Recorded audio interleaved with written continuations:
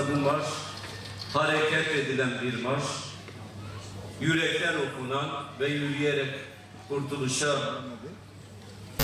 وَلَا نُشْرِكَ بِهِ شَيْئًا وَلَا يَتَّخِذَ بَعْضُنَا بَعْضًا أَرْبَابًا مِّن دُونِ اللّٰهِ. Bizim bu noktalarda değerli kardeşlerim, biz bunları değiştirmek için bir şey yapamayız. Bizim derdimiz şu kalbimizi korumak, şu yüreğimizi korumak. Bütün derdimiz bu. Çünkü günlük hayatın koşuşturmaları bizi yüksek bilinçten uzaklaştırabiliyor.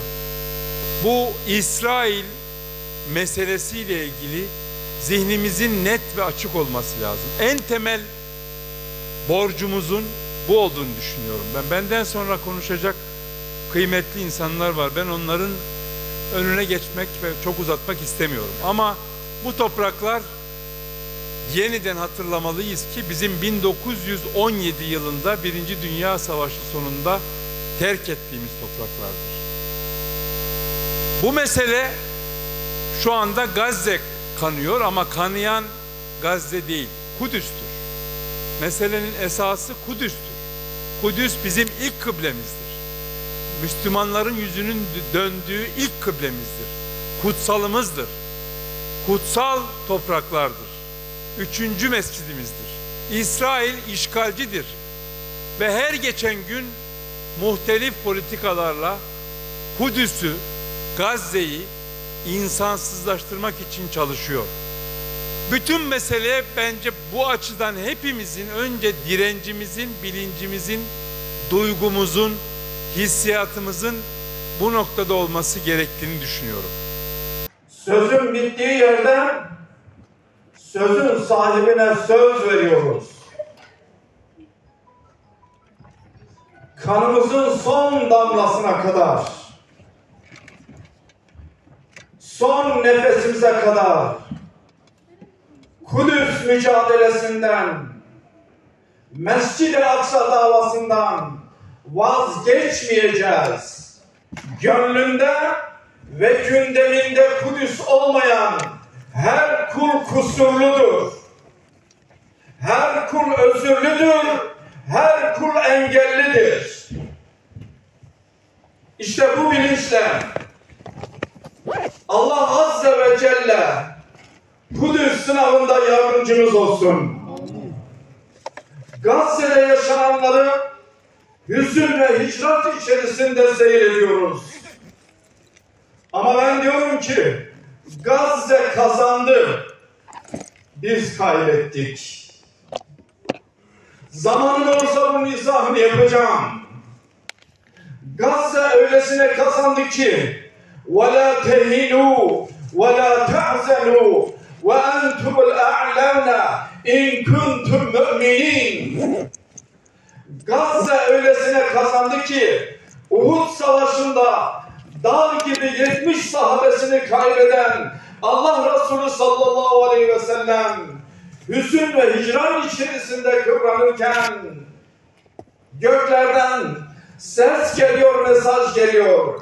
Üzülmeyin, gevşemeyin. İnanıyorsanız üstün olan sizsiniz. İşte burada bu ayetten ilham alarak Gazze ümmetin onurunu kurtardı.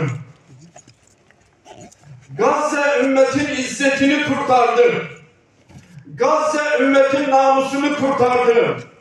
2 milyonluk Gazze 2 milyarlık Müslümanın başını dik tuttu. Yüzünü arttı. Allah yardımcılar olsun. Amin.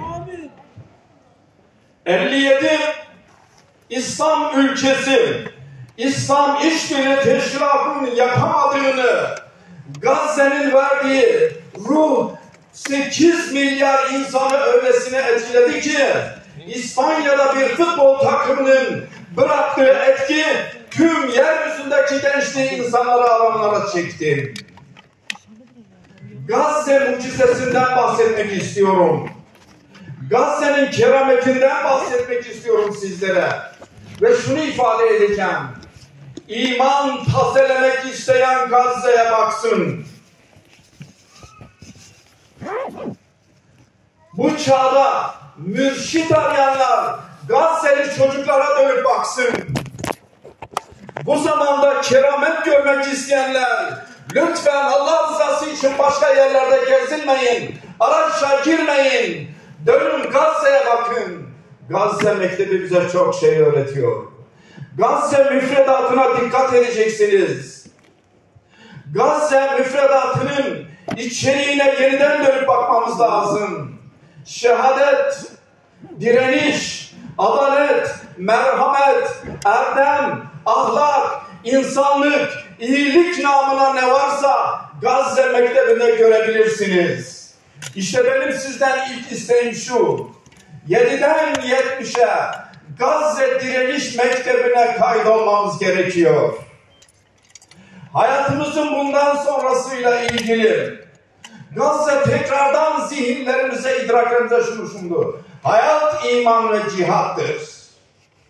Bu çağda Müslümanca nasıl yaşanır, Müslümanca nasıl ölünür Gazze bize öğretti. İşte bu açıdan, bu perspektiften yaşadığımız hayatı yeniden şimdi analiz ediyoruz. Gazze bize getirdi. Kayıpları var, şehitleri var. Ama ölü toprağa serpilmişlikten bizi kurtaran kim? Gazze değil mi? Elhamdülillah.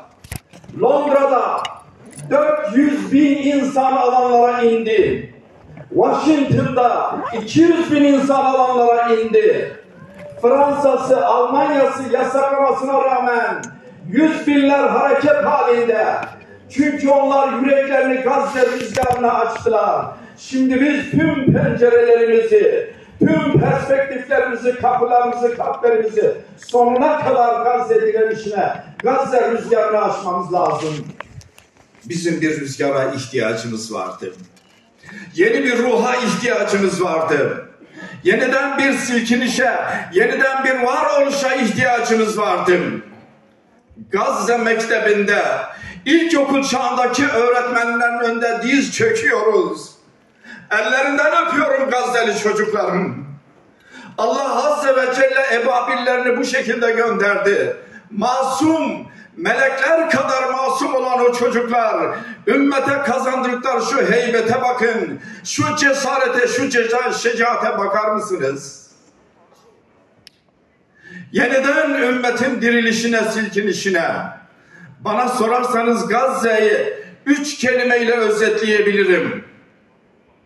Mazlumiyet, masumiyet ve mukavemet.